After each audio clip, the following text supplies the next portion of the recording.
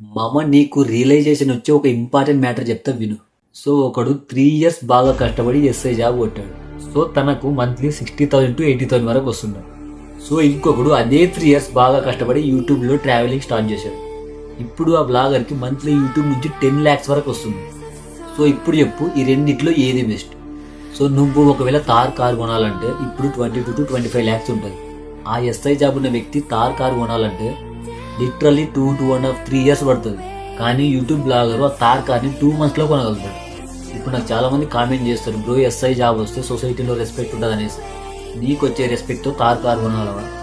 నీకు వచ్చే రెస్పెక్ట్తో పెద్ద బంగ్లా కట్టగలవా? నేను government jobs waste, SI job waste అని చెప్పట్లేదు. కానీ నీకు లైఫ్లో ఫ్రీడమ్ ఉండాలి, ఇన్కమ్ ఎక్కువ ఉండాలంటే ఫార్మల్ ఎడ్యుకేషన్ నేర్చుకోవాలి. ఫార్మల్ ఎడ్యుకేషన్ అంటే public speaking, content creation, blogging, digital marketing, affiliate marketing, e-commerce ఇలాంటివి నేర్చుకోవాలి.